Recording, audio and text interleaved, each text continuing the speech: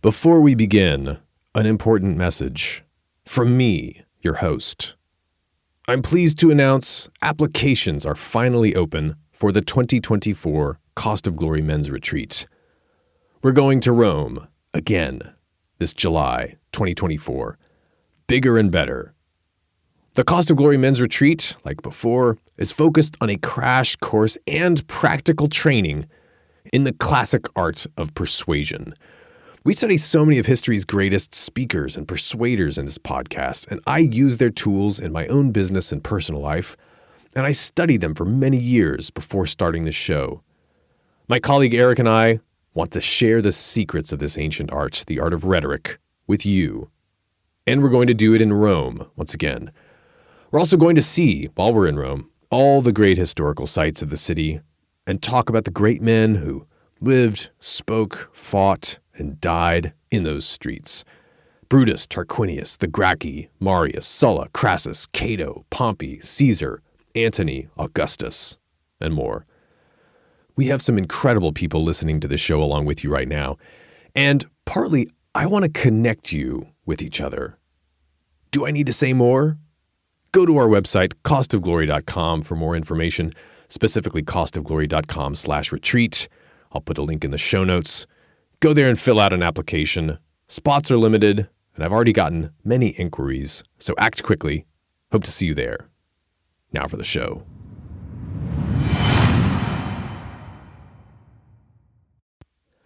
He was the first Roman to cross the Taurus with an army.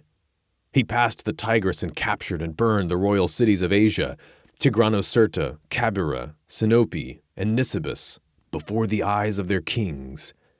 He made his own the regions to the north as far as the Phasis, to the east as far as Media, and to the south as far as the Red Sea, through the assistance of the Arabian kings. He annihilated the forces of the hostile kings and failed only in the capture of their persons, since like wild beasts they fled away into deserts and trackless and impenetrable forests. Today I'm going to share with you the story of a fascinating figure who seems all but forgotten in our day, but until very recently, his name was a byword for extravagant luxury. He was a man of many contradictions. I was recently on a Greek island, the Greek island of Samos, which is right off the coast of Turkey, and I was passing through a small town along the beach on the south of that island, and I saw a little restaurant and B&B, one of the nicer ones in the town, and I was struck by its name. It was called by the name of this man, a man who once waged war against the island of Samos. His name was Lucullus, or in the local Greek language, Lucullos. Lucius Licinius Lucullus, right-hand man of Sulla, dedicatee of Sulla's memoirs, in fact, a friend of Cicero, an occasional ally of Crassus, a thorn in the side of Pompey, a sworn enemy of Julius Caesar, and most importantly, the man who humbled Mithridates and conquered Armenia. He was one of Rome's greatest commanders. In fact, Cicero said that Mithridates, the greatest king since the time of Alexander, admitted that he had discovered Lucullus to be a greater general than any of those he had read of. Lucullus was a very successful man, but he was also a kind of a tragic figure, and his life contains many lessons that we're going to get to, some of them in this episode. We're going to talk today about how to win recognition early, the importance of studying for success in life. We're going to talk about how to win wars, of course, for sure. There's plenty of lessons on generalship from Lucullus that apply to pretty much any endeavor that involves a lot of people. And not so much in this episode, but in the course of his life, we're going to learn how not to pick a wife. And I think there's a lot to learn about the choices that you're going to face, likely, if you succeed. But let's get to it. I'm Alex Petkus. You're listening to The Cost of Glory. This is part 1 of 3 of the life of Lucullus.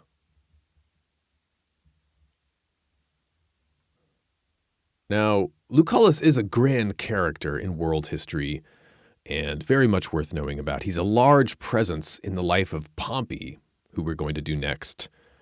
So as I was doing research for Pompey and I was going back over Plutarch's life of Lucullus, I decided we're going to add another name to the list of figures that we cover for the Visions of Caesar series. We're doing this series covering all of the men that were most important around the life of Julius Caesar. Lucullus, arguably a minor character in Caesar's story in particular, but he was a very big character in Pompey's story. So today I'm going to present you highlights that are drawn mainly from the life of Lucullus that Plutarch wrote about the man. Before we go any further, though, I have a message from one of our sponsors. Here's something special about Lucullus.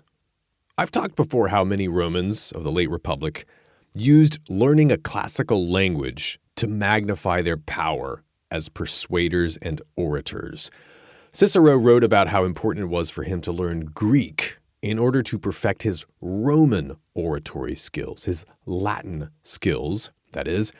Lucullus did this too, as we'll see.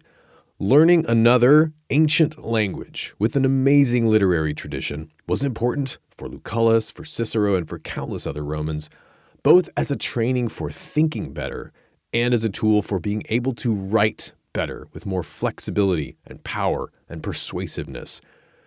Great English writers have done this too, with both Greek and Latin. And what Cicero and Lucullus both did was hire private tutors to make sure they made the quickest progress possible.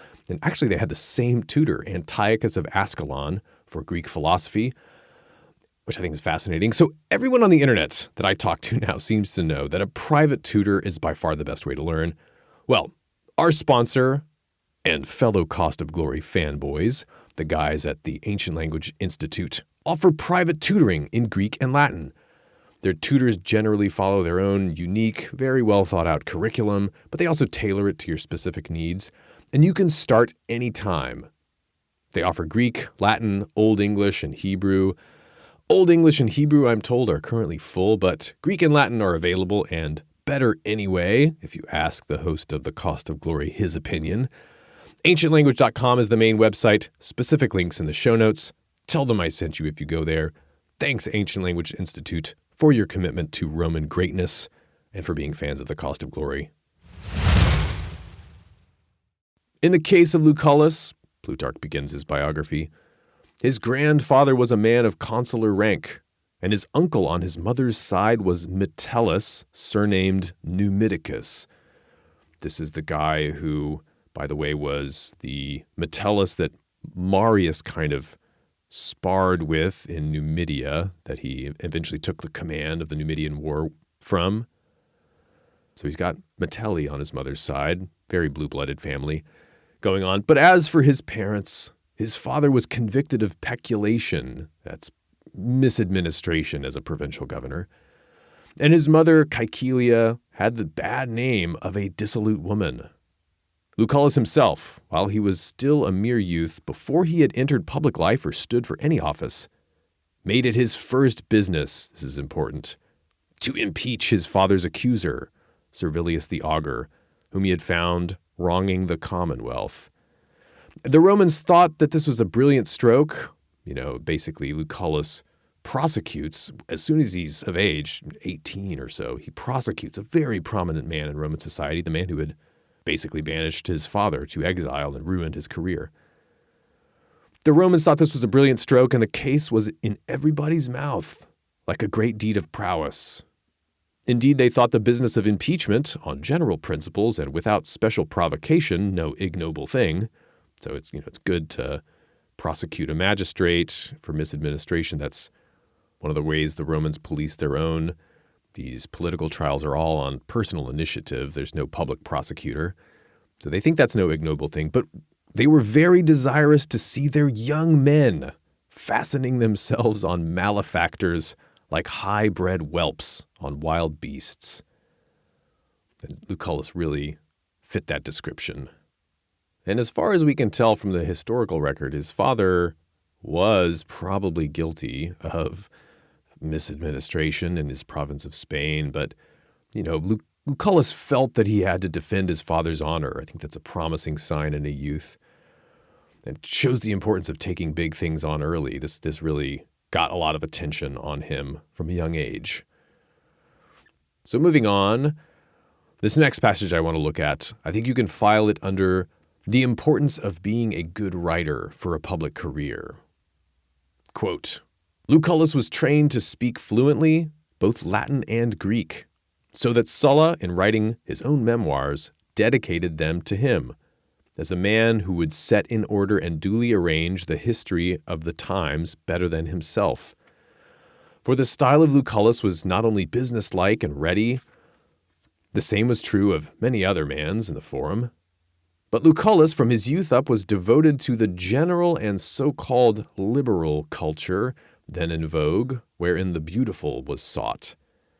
And when he came to be well on in years, he suffered his mind to find complete leisure and repose, as it were after many great struggles, in philosophy, encouraging the contemplative side of his nature and giving timely halt and check after his difference with Pompey to the play of his ambition.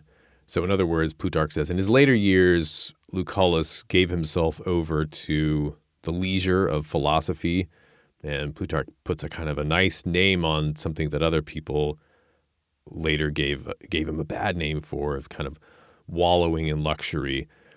And Plutarch, is inclined to take a sympathetic reading of Lucullus's later years. That's his foreshadowing a little bit where we're going to end up. But I think it's interesting that Plutarch points out the same thing that made him really valuable to Sulla, and arguably we're going to see the same thing that made him great as a commander, the same thing that made him great as a politician, ended up in his later years being an object of reproach. We'll get to that. But meanwhile, I think it's worth quoting here a passage from a work of Cicero about Lucullus on this subject of his learning. And Cicero, as a matter of fact, dedicated an entire book to Lucullus, and in his later years, he was writing a lot of philosophical dialogues and putting philosophical arguments, the Stoics and the Epicureans and the academics. He was putting all these philosophical arguments in the mouths of these prominent Roman statesmen. And he did one involving Lucullus, and it's called the Academica, Book 2 of the Academica in particular. Well, here's what Cicero says about Lucullus in Academica Book 2, the very beginning. Military distinction was not particularly anticipated from one who had spent his youth in practice at the bar, and the long period of his quaestorship peacefully in Asia while Murena was carrying on the war in Pontus. But intellectual gifts that even surpassed belief had no need of an unschooled training that is given by experience. Let me read that last sentence again. Intellectual gifts that even surpassed belief had no need of the unschooled training that is given by experience. So Cicero's saying he was so smart and learned that he didn't need military experience before taking on a serious military command. Accordingly, after spending the whole of his journey by land and sea, partly in cross-questioning those who were experts and partly in reading military history, he arrived in Asia a made general, although he had started from Rome a tyro in military matters, somebody without experience in military matters. For he had a memory for facts that was positively inspired, although Hortensius had a better memory for words. But Lucullus's memory was more valuable than Hortensius's, that is, inasmuch as in the conduct of business, facts are of more assistance than words. And this next little story he tells here, I really like this. And this form of memory is recorded as having been present in a remarkable degree in Themistocles. This is one of the great Greek statesmen who helped defeat the Persians. Themistocles, whom we rank as easily the greatest man of Greece, and of whom the story is told that when somebody offered to impart to him the memoria technica, that is the art of memory, is what Cicero is talking about, like a training regime to how to improve your memory. And he says it was then coming into vogue. When Themistocles was offered this art of memory, he replied that he would sooner learn to forget. No doubt this was because whatever he heard or saw remained fixed in his memory. Sometimes it's a blessing to forget. It's finishing up here. Gifted with such natural endowments, Lucullus had also added the training, which Themistocles had despised, and thus he kept facts engraved on his mind, just as we enshrine in writings things that we desire to record. So Lucullus trained his memory on purpose with the rhetorical art of memory. It's a very elaborate system of memorizing things involving probably memory palaces. And this actually does work. You have a natural memory and a synthetic memory. You know, some people are naturally good at remembering things, but actually practicing your synthetic memory can strengthen that. So that's what Cicero says about Lucullus, and he goes on to talk about how Lucullus took philosophers with him on his campaigns. Antiochus of Ascalon in particular, who was also Cicero's teacher. And it's important to note, I read this passage to give you kind of a color of Lucullus's reputation, but Cicero does exaggerate some here. You know, he gives you the impression that Lucullus went on to command against Mithridates just having read some books about war and never having actually fought. But in fact, he did have quite a bit of military experience by our standards, maybe not a ton by Roman standards.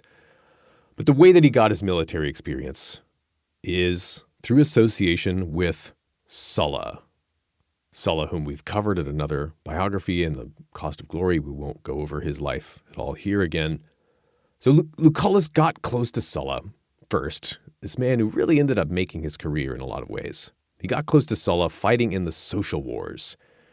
They had a family connection. And one of the key things that you have to understand about Lucullus is that he is in this conservative aristocratic party in Rome, the Optimates, and Sulla is also in that party too. Lucullus, throughout his life, he's a diehard conservative. He's an Optimate, as they call them. So he meets Sulla in this social war, and we don't know a whole lot of details, but he does serve under him. And after that experience, he gets elected quaestor. And he's probably about 30 years old when he gets elected quaestor, which is the lowest rank along the Roman cursus honorum, of course. And when you're a quaestor, you get assigned typically to a provincial governor or a commander to help them take care of paperwork and account keeping, and you can become a kind of gopher. And so Lucullus gets assigned to Sulla, this man he had a family connection to. He had a relationship with Sulla already, fighting under him in the social war. That's when the Italian allies arose up against Rome and were brutally put down. And so when Sulla is about to march on Mithridates, famously he gets deprived of his command by the authorities back in Rome, and they're expecting him to lay down arms. And then he marches on Rome to basically undo that act of the establishment, the tribunes, we've talked about in other contexts. Well, the thing that really stuck out about Lucullus to Sulla was all of Sulla's other officers, we're told, abandoned him as soon as he turned his army around to march on Rome. They all vanished, except Lucullus. And this really ends up being a key in Lucullus's career. I think it's one of these great examples of the benefits of taking a huge risk on a great man.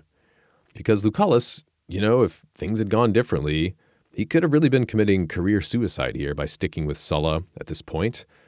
And Sulla never forgot that. In retrospect, we see that Sulla was a winner, but who knew at the time, right? So Sulla marches back to Rome. He drives Gaius Marius and his friends out, reestablishes order, and then he finally marches on Mithridates. And he actually sends Lucullus ahead while he is crossing the sea with the army. Lucullus kind of is part of the vanguard. And he gives Lucullus many big jobs very quickly in the war against Mithridates. We've talked about that war in many episodes. So what the situation we have here, Sulla and Lucullus, I think is comparable to the situation you have between Marius and Sulla earlier in Sulla's career. Sulla may be 20 years older than Lucullus, just as Gaius Marius was 20 years older than Sulla. Only Lucullus and Sulla never had a falling out. So Lucullus is the quaestor there with Sulla in the Mithridatic Wars, and Sulla sends Lucullus on a very important mission early on. So at the beginning of the war, Sulla is at Athens. Athens has rebelled. The tyrant of Athens is thrown in with Mithridates, and he's got his commander. Mithridates has a guy named Archelaus, who is in the Piraeus, the harbor of Athens. And so Sulla's problem is he doesn't have a war fleet. And he used some transport ships to get from Italy to Greece, but he doesn't have battleships like you need to blockade a harbor like Athens' Piraeus. So he's having trouble. And so he sends Lucullus on maybe the most important mission that he's had yet, to go get some ships. He sends Lucullus to Egypt. And Lucullus has this reputation for justice and restraint, and I think what he does in Egypt is maybe a good example of this.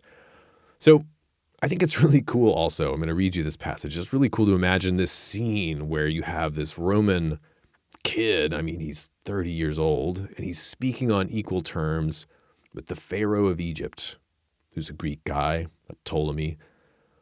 And so here we go. From thence he set sail for Egypt, but was attacked by pirates and lost most of his vessels. He himself, however, escaped in safety and entered the port of Alexandria in splendid style. The entire Egyptian fleet came out to meet him, as it was wont to do, as it was accustomed to do when a king put into port, in resplendent array, and the youthful Ptolemy, besides showing him other astonishing marks of kindness, gave him lodging and sustenance in the royal palace, whither no foreign commander had ever been brought before. The allowance which the king made for his expenses was not the same as others had received it, but 4 times as much, and yet Lucullus accepted nothing beyond what was actually necessary, and took no gift, although he was offered the worth of 80 talents.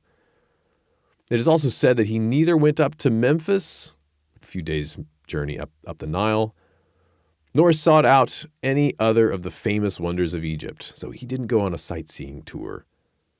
This he held to be the privilege of a leisurely and luxurious sightseer, not of one who, like himself, had left his commander-in-chief encamped under the open sky alongside the battlements of the enemy. Going on here, I think this is important context. Ptolemy, the king of Egypt, abandoned his alliance with Rome out of fear for the outcome of the war, but furnished Lucullus with ships to convey him as far as Cyprus, embraced him graciously at parting, and offered him a costly emerald laid in gold. At first Lucullus declined to accept it, but when the king showed him that the engraving on it was a likeness of himself, that is, of the king, he was afraid to reject it, lest he be thought to have sailed away at utter enmity with the king, and to have some plot laid against him on the voyage. So the Ptolemies are famous for scheming and intrigue at the court, also for luxury. And Lucullus didn't want to accept any unnecessary gifts because he knows, these things come with strings attached. Of course, you got to use your judgment, right? So he takes this brooch or ring or whatever it is with Ptolemy's face on it, this emerald and gold thing. And you can imagine Cato the Younger here taking a hard line and saying, no way, and just offending Ptolemy here. But Lucullus says, fine, thanks for the ring. So, he's restrained, but with a little bit of moderation. And I think this is amazing, actually, that gives you a sense of the stakes of the war here. That the king of Egypt doesn't give Sulla any ships or join in alliance with him. And Plutarch doesn't make this totally explicit here, but there's 2 aspects to this. So on the one hand, Mithridates has gotten a whole lot of the Eastern Mediterranean to revolt against Rome. Many cities all throughout Asia, people are seeing, Rome's days are numbered, in the East at least. But there's this other aspect that Plutarch doesn't talk about here, but later on he does, that it's not just about Mithridates versus Rome. By this time, Ptolemy is kind of nervous that if he helps Sulla, who is an enemy of the regime at Rome, that the regime at Rome, the Marian regime, I don't know if Marius is still alive, Cinna and his friends, who were Sulla's enemies, that they might hold Ptolemy responsible for aiding an enemy of the state. So there's a civil war and a foreign war going on at the same time. And Mithridates has been kind of siding with the party of Marius against Sulla, and he goes on to ally with Sertorius later on. So it's a very complicated political situation. But Lucullus does a good job of making the best of what he can do about it. And he told me gives him some ships, not a fleet. And then Lucullus sails around the Aegean, and much of the Aegean was with Mithridates. And this is actually where he wages war against Samos with some Rhodian ships, etc., etc. So in sum, Lucullus helps Sulla at sea. He kind of builds a fleet that ends up being important for Sulla's war effort. And I'm going to skip the rest of the war here. It's good, but it's not kind of central. It's safe to say, though, that it proves Cicero was exaggerating. Lucullus actually did get a lot of experience. It was mainly naval experience, though, interestingly. So to be fair, he doesn't have a lot of experience fighting battles on land, and that ends up being mainly what he does against Mithridates. And it's important to note that we haven't talked about Mithridates too much here. Mithridates was a very formidable enemy of the Romans and guilty of heinous crimes, really, against the Roman people. He, in one night, is said to have slaughtered across Asia, or orchestrated the slaughter of 80,000 Roman equestrian businessmen and their families. There's this bloodbath that Rome feels is not avenged because Sulla doesn't actually end Mithridates' career. He doesn't kill him. He makes a peace treaty with him. He doesn't completely neutralize him. And so Sulla is trying to tie up this war, and he goes back to Italy to fight against the populist regime at Rome, to fight the First Great Roman Civil War. Lucullus, however, lucky for him, does not actually participate in that war. Here's what Plutarch says. But in the boundless and manifold evils which Sulla and Marius were bringing upon the people of Italy at that time, he had no share whatsoever. For as some kindly fortune would have it, he was detained at his business in Asia. So he has this long quaestorship that gets extended over, I think, 3 years. And he's off in Asia doing kind of peacetime work.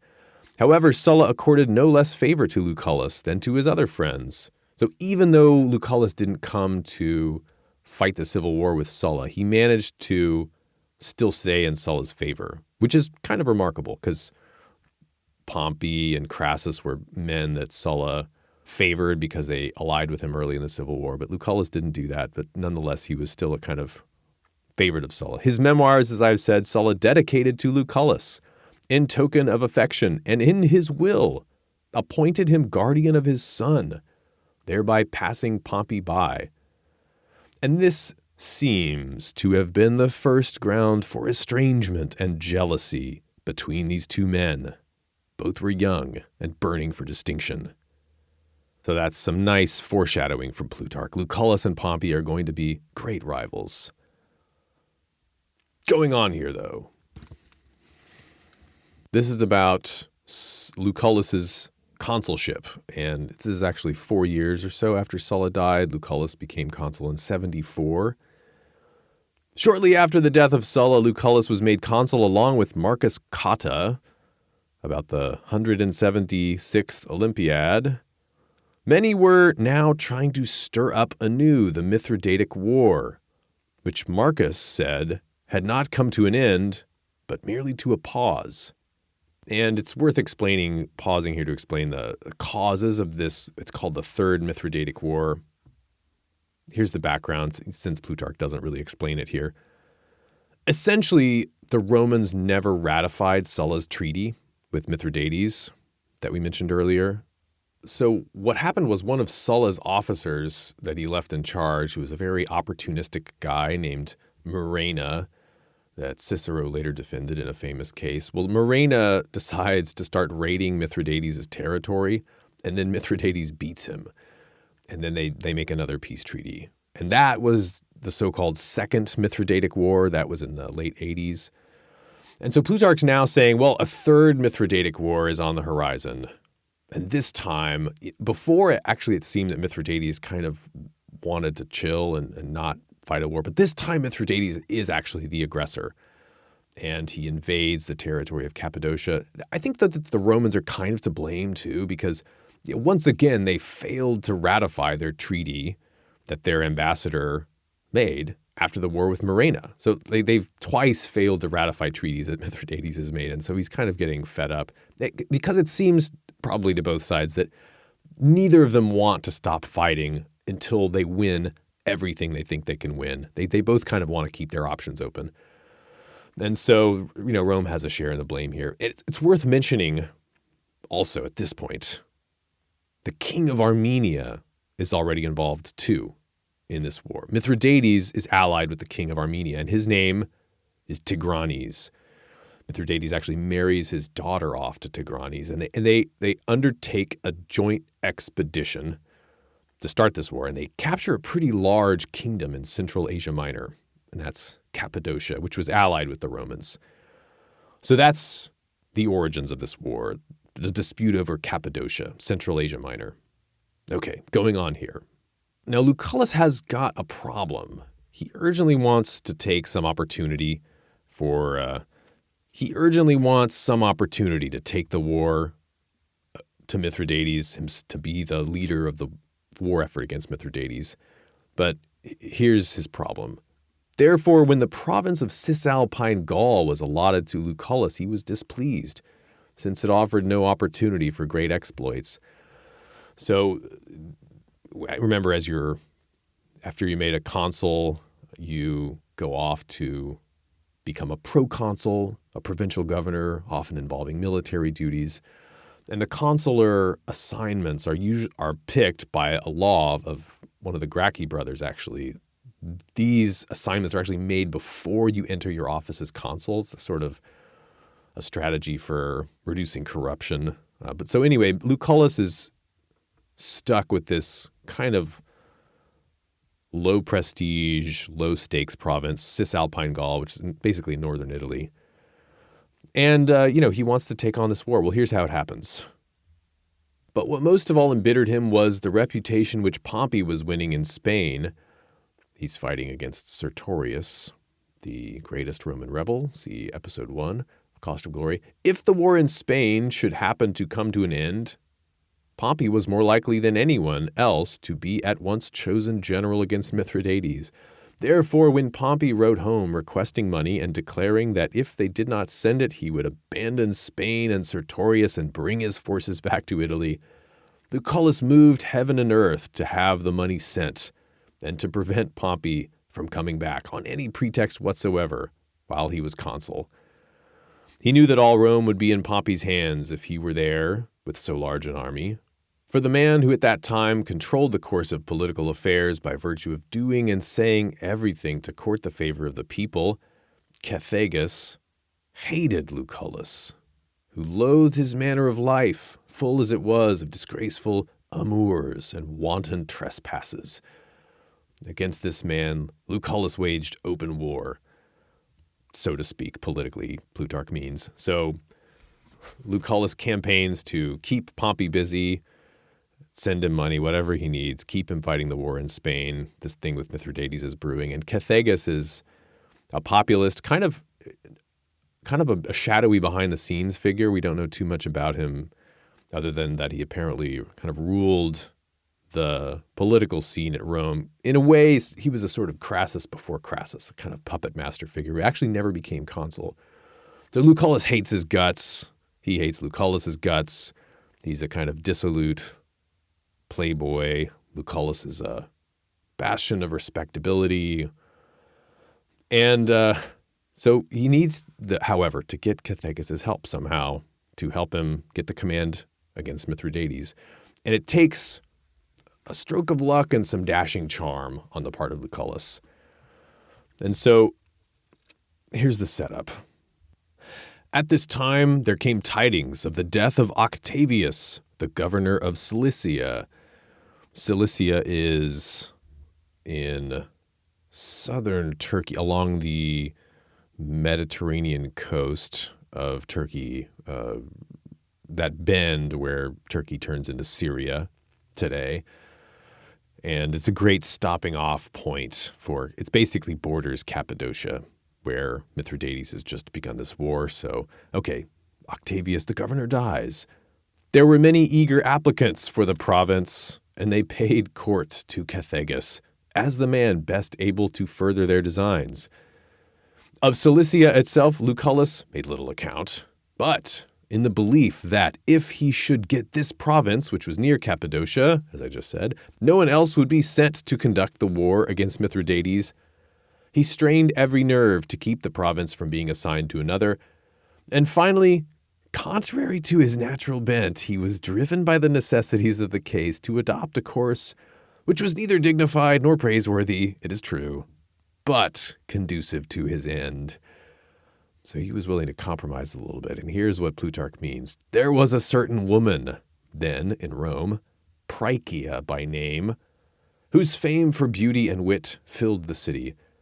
In other respects, she was no whit better than an ordinary courtesan. So she's a courtesan, basically, but a special one. But she used her associates and companions to further the political ambitions of her friends, and so added to her other charms the reputation of being a true comrade and one who could bring things to pass. So she's almost a little bit of a power broker here. And you find figures like this in Roman society and Greek society sometimes too. I think of Aspasia, Pericles' philosopher courtesan. She thus acquired the greatest influence. Prychia, that is. And when Cethegus also, then at the zenith of his fame and in control of the city, joined her train, so to speak, and became her lover, political power passed entirely into her hands, which I just think is a hilarious indictment of Cethegus from Plutarch's eyes. Going on here, though. No public measure passed unless Cethegus favored it, and Cethegus did nothing except with Prychia's approval. This woman, then, Lucullus won over by gifts and flatteries. And that's all. Just gifts and flatteries, as far as we know. That's all Plutarch says, at least. And it was doubtless a great boon for a woman so forward and ostentatious to be seen sharing the ambitions of Lucullus. So, she liked being associated with this noble, upstanding guy herself. Straight away then, Lucullus had Cethegus singing his praises and suing for Cilicia on his behalf. But as soon as he obtained the province, there was no further need of his soliciting the aid of Prychia or of Cethegus, for that matter. But all were unanimous and prompt in putting into his hands the Mithridatic War, assured that no one else could bring it better to a triumphant close. So remember here, he's got to have a legal basis for his authority, and that's the tricky part. And unlike, say, a Marius or later a Pompey, he couldn't just get a tribune of the plebs to change his province through a plebiscite, because remember, tribunes don't have any powers right now. This is after Sulla took them away in 82, 81, and before Pompey and Crassus restore the powers of the tribunate in 70. And anyway, it was against his character to use demagoguery to get his way, so he would prefer not to have used a tribute of the plebs. It's much more suited to him to kind of woo this courtesan chastely, we suppose, rather than be playing the demagogue. And so he has to get this powerful senator, Cethegus, to help him, and it works out. But once he gets that, everybody sees he's the guy for the war. All the Senate's behind him. They urge him to do anything he can to win the war against Mithridates. He's got a very strong mandate. And I think this passage is interesting because it shows he knew how to turn on the charm when he had to, with this lady Prychia. It's also interesting, though, and I'll foreshadow it a little bit here, that he's later going to fail to finish his business with Mithridates because he's not willing to flatter and charm his troops in the same way. And you get the sense that he felt that he was above that with his troops. And so he must have really been straining to kind of lower himself to sweet-talking this lady power broker. Okay, so he gets the command. Moving on, and I'm going to read you another passage that shows what he does when he lands in Asia. With a legion which he had raised himself in Italy, Lucullus crossed into Asia, and there he assumed command of the rest of the Roman forces. There's 4 legions that are already there for him to assume control of. All of these had long been spoiled by habits of luxury and greed, and the Fimbrians, as they were called, had become unmanageable through long lack of discipline. These were the men who, in collusion with Fimbria, had slain Flaccus. This is an episode you probably don't remember from the life of Sulla. We don't need to get into the details, but so there was another consul, and Fimbria was his friend, and then he murdered Flaccus and took control of the troops. So they murdered Flaccus, or he murdered Flaccus, their consul in general, and then they had delivered Fimbria himself, these troops, over to Sulla. So the troops kind of turned on Fimbria. They're very self-willed and lawless, Plutarch continues, but they're good fighters, hardy and experienced in war. However, in a short time, Lucullus pruned off all their insolent boldness and reformed the rest. Then, for the first time, as it would seem, they made the acquaintance of a genuine commander and leader, whereas before this, they had always been cajoled into doing their duty, like crowds at the hustings. That is, like crowds at the voting grounds. And the Greek there is interesting. Plutarch says they had been demagogued into doing their duty at their pleasure, so to speak. That's definitely not Lucullus's style at all. So he's able to instill discipline without becoming a flatterer of his troops, according to Plutarch. So Mithridates, however, is getting ready for him. Plutarch says in the First Mithridatic War, Mithridates brought out forces that were scary to look at, but not really, let's say, optimized for a real war with the Romans. But now he's learned his lesson and he's changed his game plan. Plutarch explains. When therefore Mithridates thought to go to war the second time, maybe he means the third time, or maybe he's talking about Mithridates reforming his army in order to fight Murena. But anyway, the situation with the army of Mithridates is as follows, according to Plutarch. He organized his forces into a genuinely effective armament. He did away with barbarous hordes from every clime and all their discordant and threatening cries. He provided no more armor inlaid with gold and set with precious stones, for he saw that these made rich booty for the victors, but gave no strength whatsoever to their wearers. Instead, he had swords forged in the Roman fashion, and heavy shields welded. He collected horses that were well trained rather than richly caparisoned, and 120,000 footmen drilled in the Roman phalanx formation, and 16,000 horsemen, not counting the scythe-bearing four-horse chariots, which were 100 in number. And on the Roman phalanx formation, Roman phalanxes, the Roman legions were very flexible. They had sort of units and subunits and sub-subunits, cohorts, maniples, legions, cohorts, maniples. We don't need to get into it now, but so he reformed more on the Roman fashion. Further, he put in readiness ships, which were not tricked out with gilded canopies or baths for concubines and luxurious apartments for women, but which were rather loaded down with armor and missiles and munitions of war. Then he burst into Bithynia. Bithynia is northwest Asia Minor, right across the straits from modern-day Constantinople, sort of northwest Turkey on the Asia side.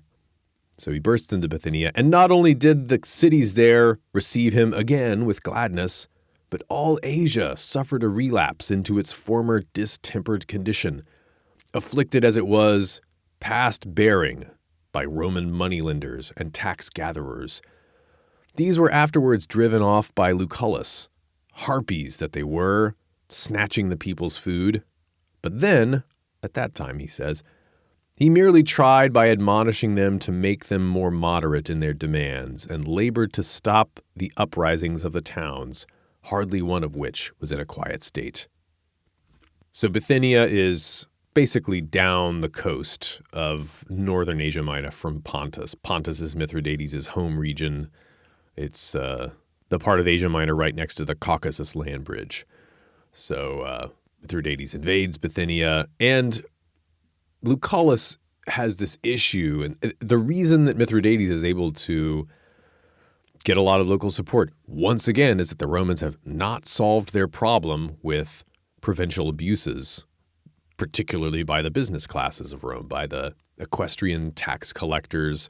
Sulla imposed a large indemnity upon Asia in the former Mithridatic War. So there are some administrative failures, let's say, that that are making it easy for Mithridates here. And these tax gatherers in particular, these publicans, they're going to be a big issue for Lucullus. The publicans, you might have read about them in the Gospels in the New Testament.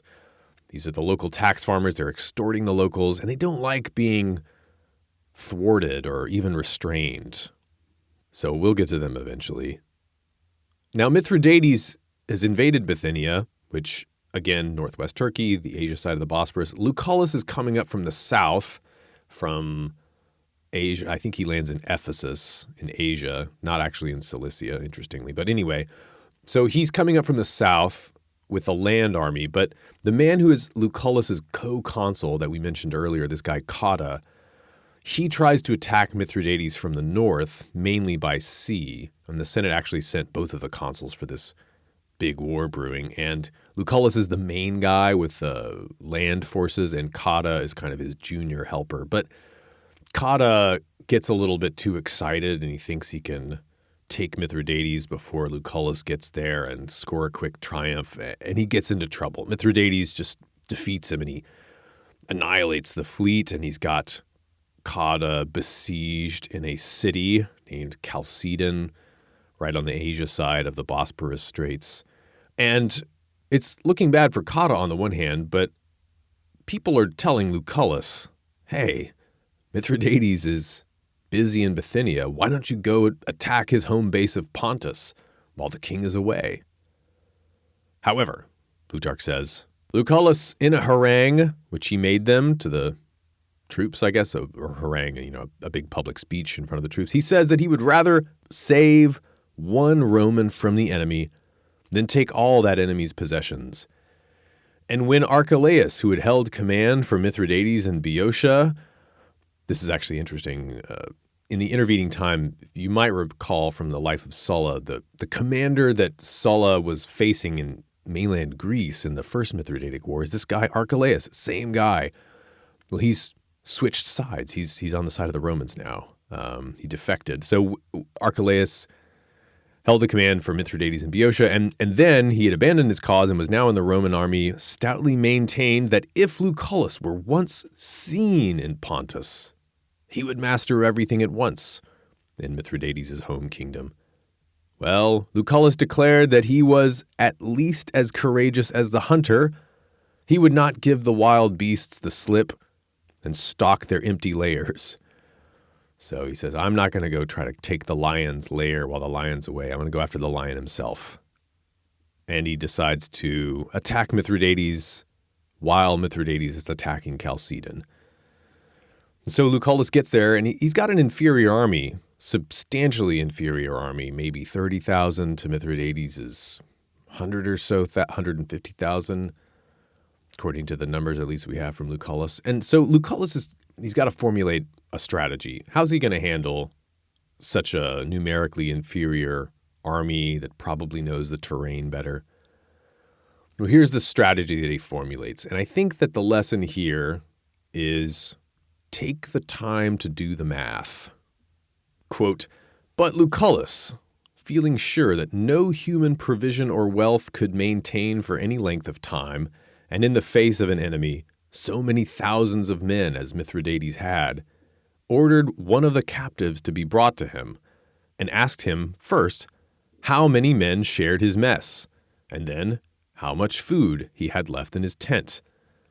When the man had answered these questions, he ordered him to be removed and questioned a second and a third in like manner. So he's basically asking these soldiers, all right, how much food do you eat per day?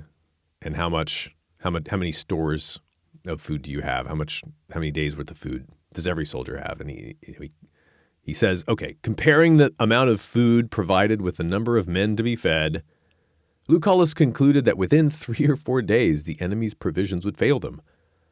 All the more, therefore, did he trust to time, and collected into his camp a great abundance of provisions, that so, himself in the midst of plenty, he might watch for the enemy's distress. So he's going around and gathering provisions, knowing that Mithridates is going to start to have trouble as time goes on. So I want to get to this first great battle, the Battle of Cyzicus or Cyzicus. I'll summarize the lead up here. So Lucullus is kind of in the neighborhood. Mithridates besieging Cotta at Chalcedon, and Mithridates decides, forget Cotta, forget Chalcedon. It's going to be hard to crack the city open. It's a well-fortified city. He's going to go and try to capture a different city, Cyzicus, which is a nearby city along the coast. It's actually on an island in those days. Now it's a peninsula with a little land bridge connecting it to the mainland. It's near Bandırma in Turkey. There's a little city there called Erdek. So it's a little peninsula now, but then it was an island. Cyzicus has a good harbor. There was a famous battle fought by Alcibiades and the Spartans in the Peloponnesian War. This is the battle where the successor to the killed Spartan commander wrote this famous, very short letter. Ship's gone, Mindarus dead, men are starving, don't know what to do. And that was the extent of his letter. Famous episode in the Peloponnesian War. So that's Cyzicus. It's got a good harbor. Mithridates can raid the coast of Asia with his fleet if he uses it as a base. So it's a very strategically important city. And Cyzicus, though, is one of the cities that is stuck by Rome in its alliance. Many others in the area we've talked about, they went over to Mithridates' side, but not this one. So Lucullus' job is save Cyzicus. Mithridates makes a lightning motion and gets into the neighborhood of Cyzicus before Lucullus, but Lucullus comes up quickly. And so Mithridates has the city itself besieged on the island. He's patrolling the waters with his fleet. And he's also got a camp on the mainland right across there. It's like a half a mile across this little strait. And Lucullus has a camp on the mainland also, and he's near Mithridates' forces. But remember, he doesn't have a fleet, so he can't really directly help Cyzicus very easily. And his strategy, though, is to not attack Mithridates if he can help it, to starve him out. And so it's really crucial for Lucullus that the people of Cyzicus hold out and basically participate with him in this strategy of starving out Mithridates. And I'm going to read you this next passage here that I think illustrates the importance of finding a way to keep lines of communication open when you've got, say, an ally who's really taking on a lot of fire and they're trying to figure out how long they should hold out. Okay, here's Plutarch. Mithridates was besieging Cyzicus both by land and sea, having encompassed it with 10 camps on the land side, and having blockaded with his ships by sea the narrow strait which parts the city from the mainland. Although the citizens viewed their peril with a high courage and were resolved to sustain every hardship for the sake of the Romans, still they knew not where Lucullus was, and were disturbed because they heard nothing of him. And yet his camp was in plain sight. Only they were deceived by their enemies. These pointed the Romans out to them, lying encamped on the heights, and said, "Do you see those forces? It is an army of Armenians and Medes, which Tigranes has sent to assist Mithridates." So Lucullus is holding the high ground there, and they're saying, "Oh, that's the Armenians on our team, not the Romans." They were therefore terrified, these Cyzicenes, to see such hosts encompassing them, and had no hopes that any way of succor remained, even if Lucullus should come. However, in the first place, Demonax was sent in to them by Archelaus, some buddy of Archelaus, and told them that Lucullus was arrived. They disbelieved him, and thought he had invented his story, merely to mitigate their anxieties. But then a boy came to them who had escaped from his captivity with the enemy. On their asking him where he thought Lucullus was, he laughed at them, supposing them to be jesting. But when he saw that they were in earnest, he pointed out the Roman camp to them, and their courage was revived. So the people take a little bit of hope. After this, Lucullus gets a big fishing boat from a nearby lake, and he sends it across secretly in the night, packed with some Roman soldiers. And so he's maybe got a few dozen Roman soldiers in the city now to prop them up, let them know about the plan, make them feel supported. And then something interesting happens. It's a stroke of good fortune, but it's accompanied by some divine signs, so the story was told afterwards. And Plutarch likes to include these oracles and divine signs, and they're entertaining, but I think they're interesting because whatever you think of divine signs from heaven, these things give you a sense of what kind of emotions were at play and how big the stakes were to the people involved. here's a little town in Asia Minor on an island, and you might not think that it would deserve so much attention, but this is a really major engagement in Roman history, certainly for the people involved. I mean, who would have heard of Austerlitz if Napoleon hadn't fought a great battle there? That's kind of comparable to Cyzicus. But here's Plutarch on the signs from heaven. It would seem also that heaven, in admiration of their bravery, emboldened the men of Cyzicus by many manifest signs, and especially by the following. The festival of Persephone was at hand, and the people, in lack of a black heifer for the sacrifice, fashioned one of dough and brought it to the altar. Now the sacred heifer reared for the goddess was pasturing like the other herds of the Cyzicines on the opposite side of the strait, on the mainland, that is. But on that day, she left her herd, swam over alone to the city, and presented herself for the sacrifice. The pure black heifer came all of her own will for the sacrifice. And again, the goddess appeared in a dream to Aristagoras. So Persephone appears to Aristagoras, the town clerk, saying, "Lo, I am here, and I bring the Libyan fifer against the Pontic trumpeter. Bid the citizens therefore be of good cheer." And the Cyzicines are kind of scratching their heads. What? While the Cyzicines were lost in wonder at the saying, I mean, it's clear enough what the Pontic trumpeter is. That's Mithridates. But who is this Libyan fifer, the Libyan piper? Well, at daybreak, the sea began to toss under a boisterous wind, and the siege engines of the king along the walls, the wonderful works of Niconides the Thessalian, who is, I guess, some master of machines of war, by their creaking and cracking showed clearly what was about to happen. Then a south wind burst forth with incredible fury, shattered the other engines in a short space of time, and threw down with a great shock the wooden tower 100 cubits high. So there's your Libyan fifer there. It's a wind from the south, i.e. from Africa, from Libya. And a tower like 200 feet tall, it knocked it over.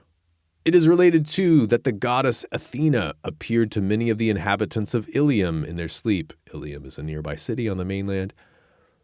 Dripping with sweat, the goddess was, showing part of her peplus, her dress, torn away, and saying that she was just come from assisting the Cyzicines.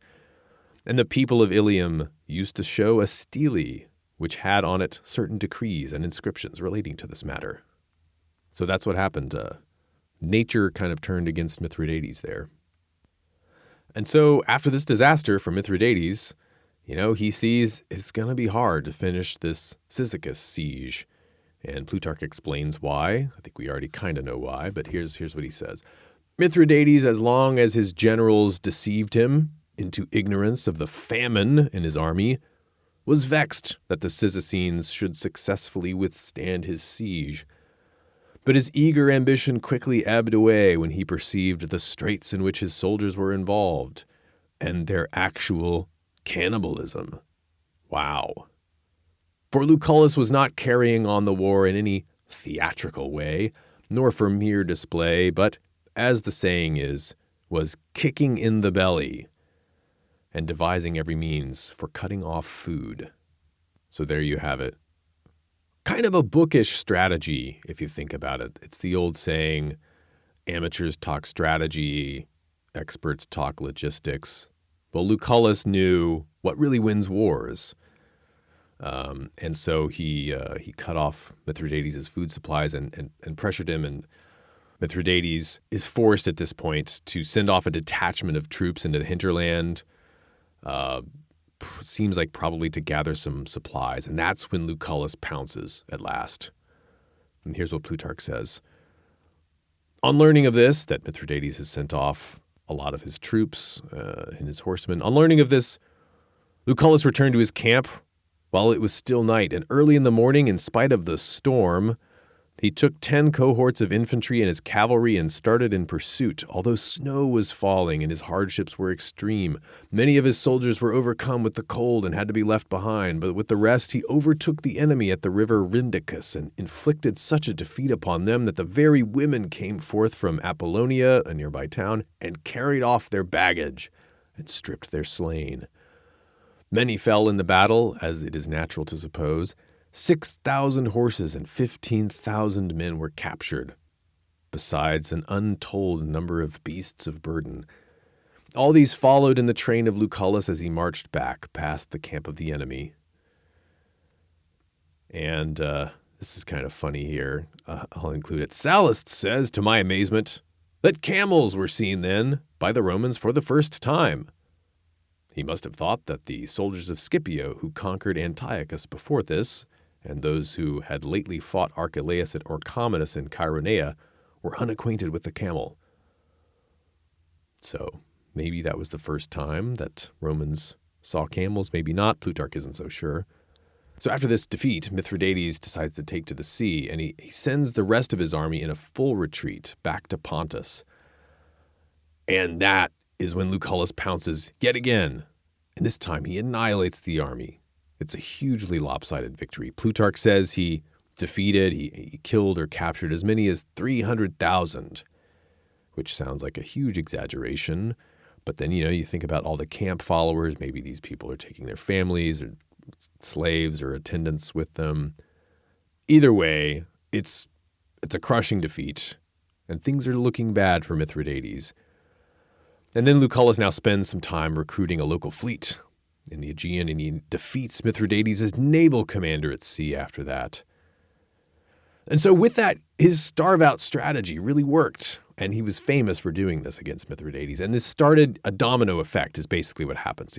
First he has this crushing blow on this, maybe it was a foraging party, and then after that, the main army who decided to retreat, probably because they're low on supplies, he smashes them too, and then you get this sea battle. They've got momentum behind them.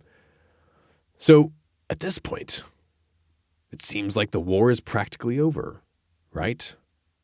But Mithridates himself is a slippery man, and he's a survivor. Here's Plutarch. Mithridates put to sea with his armament, eager to reach Pontus before Lucullus turned and set upon him. He was overtaken, however, by a great storm which destroyed some of his vessels and disabled others. The whole coast for many days was covered with the wrecks dashed upon it by the billows. As for the king himself, the merchantman boat on which he was sailing was too large to be readily beached when the sea ran so high and the waves were so baffling. Nor would it answer to its helm, and it was now too heavy and full of water to gain an offing.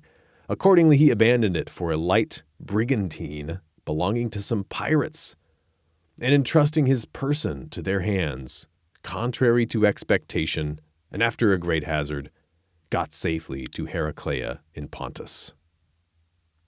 So Mithridates makes it home to fight another day.